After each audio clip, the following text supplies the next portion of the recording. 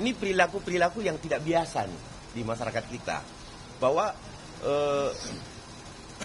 pencemaran, hujatan, dan yang paling penting ini ada unsur ya mengungkap data pribadi orang. Ya, nah, ini nanti lebih lanjut kami akan menyampaikan kepada penyidik bahwa ini perilaku ini apakah diperkenankan oleh aturan dan perundangan. Ya, nah, jadi ada perilaku yang tidak biasa,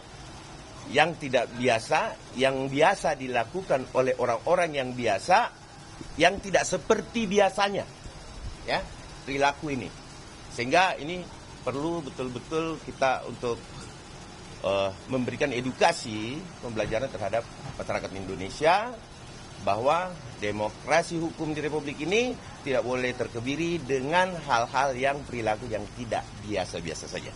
Oke? Bukti apa aja Pak dalam pemeriksaan? Nanti kita lihat apakah ini diterima buktinya, ya. Kita akan sampaikan nanti setelah kami lakukan kunjungan kepada penyidik, ya. Silakan Pak Ketum. Oke, jadi public defender ya. Sebagai warga negara yang baik, kita datang dipanggil dengan baik untuk memberikan keterangan. Jadi semua keterangan kita akan berikan yang terbaik. Kita akan buktikan bahwa apa yang kita beri adalah benar dan tepat. Dan saya yakin bahwa proses hukum tidak akan bermain-main. Semua akan berjalan dengan baik. Jadi tolong kawali, kita sama-sama kawali apa yang kita laporkan, semua akan berjalan dengan baik. Kita yakin itu karena semuanya sudah disetting begitu rapi sehingga hari ini hari yang terbaik untuk kita buktikan secara hukum. Terima kasih. Pasal apa aja sudah?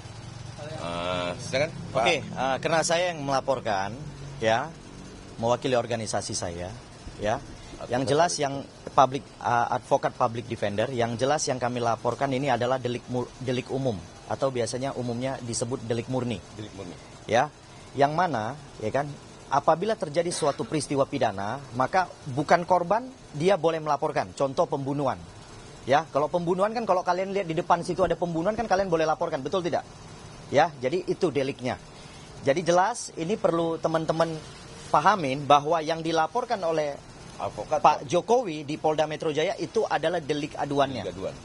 Yang kami laporkan adalah delik murninya. Ya. Pasal yang kami terapkan di sini adalah pasal 160, penghasutan. Itu jelas ya. Oke, kenapa kami duga ada penghasutan? Karena si RS itu seolah-olah meyakinkan masyarakat bahwa itu adalah produk palsu. Itu intinya. Ya kan? Itu intinya. Ya, yang kemudian kami jongtokan lagi kepada pasal 28 ayat 2, mempublikasi melalui media. Oke, media online. Ya, YouTube ataupun yang lain-lain. Ya, kemudian nanti kami lihat dalam pemeriksaan, pastinya kami akan menambahkan pasalnya. Ya, tapi pasal itu kami belum bisa sampaikan sekarang. Ya, kami belum bisa sampaikan karena nanti pada saat pemeriksaan aja. Nah, pada saat pemeriksaan kita akan lihat memang apabila ada terkait terhadap unsur yang nanti kami mau nambahkan pasalnya, maka kami akan tambahkan. Oke? Ada yang mau ditanyakan? Silakan teman-teman. Intinya bahwa pasal yang kita terapkan adalah pasal-pasal yang memang delik murni. Ya, absolute offenses. Ya, absolute offenses. Jadi berbeda antara kuasa hukum Pak Jokowi dengan kami, advokat public defender, kita menerapkan pasal yang pastinya absolute offenses. Ya, ini untuk penambahan pasalnya. Itu bocorannya ya. Tapi nanti kita akan sampaikan setelah perkembangan pemeriksaan. Pak, Oke, ada lagi? Tapi dalam laporan ini apakah sudah sowan ke pihak atau ke Pak Jokowi sendiri Pak? Ini pertanyaan bagus nanti yang jawab ketua umum Ketua tuh. umum yang jawab. Nah, itu rencananya tuh Pak, biasanya memang. Seperti apa tuh? Rencananya kita akan berkunjung kepada korban. Jadi kita akan langsung ke Solo nanti. Ya, sabar menanti. Semua kita akan berikan informasi yang tepat. Hari ini itu aja ya. Bukan hari ini pertemuan sama Jokowi, bukan Jokowi. Nanti Pak Ketum kita akan mengatur waktunya. Pastinya kita akan atur waktunya. Yang karena pastinya sudah lakukan komunikasi. Ya, komunikasi sudah terjalin.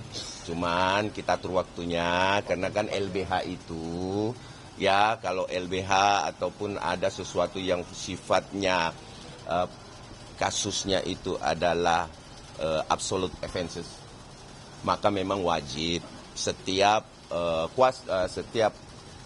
penegak hukum itu wajib berkunjung kepada korban, tidak harus kuasa hukumnya. Ya, ada lagi yang perlu ditanyakan? Ada berapa item bukti yang akan mau diserahkan, Bang?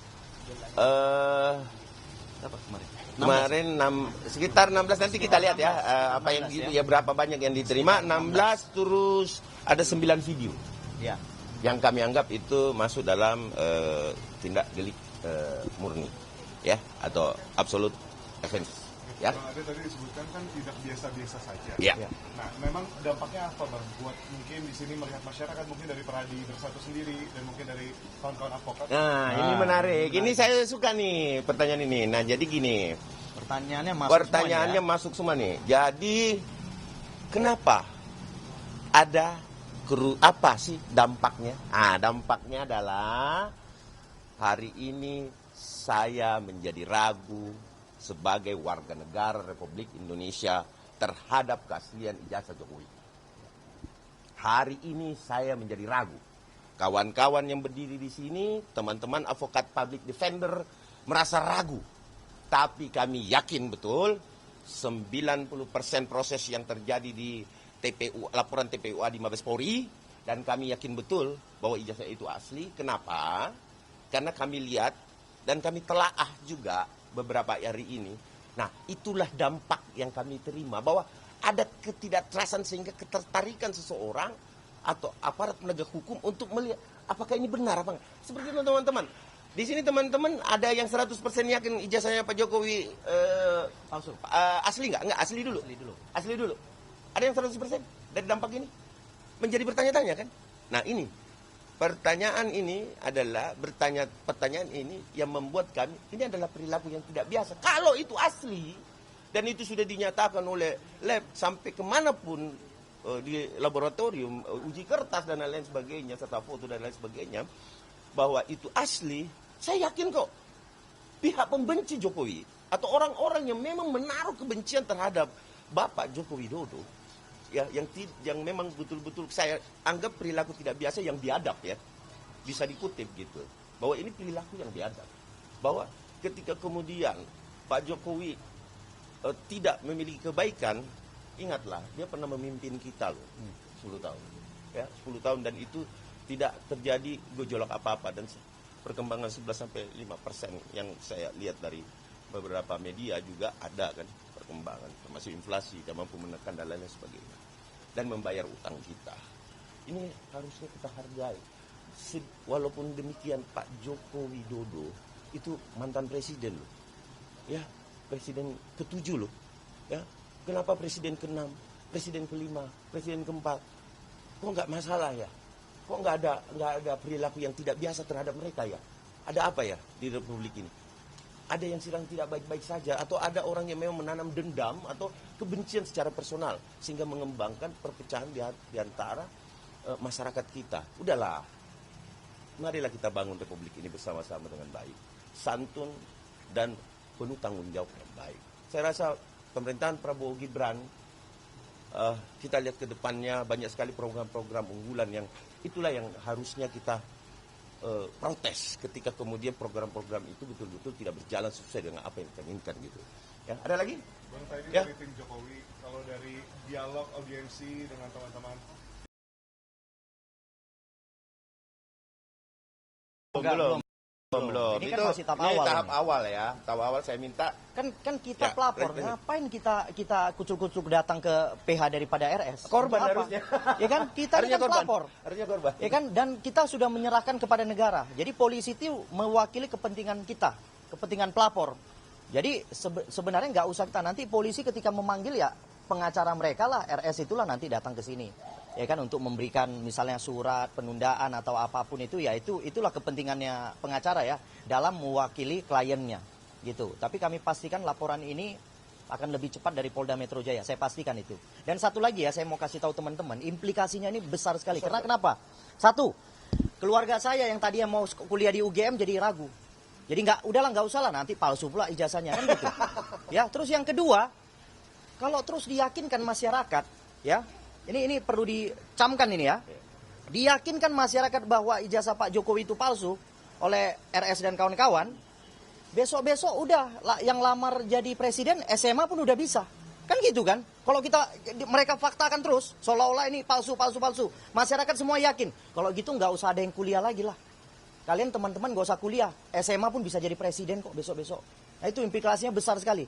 Ya, besar sekali implikasinya. Itu demikian dari saya. Ada lagi tambahan? Kalau Pak Jokowi sendiri berani bawa ijazahnya ke Polri, itu berarti beliau yakin 1000%. Tidak mungkin itu palsu barang dibawa ke sini. Kalau barang palsu dibawa itu bunuh diri namanya.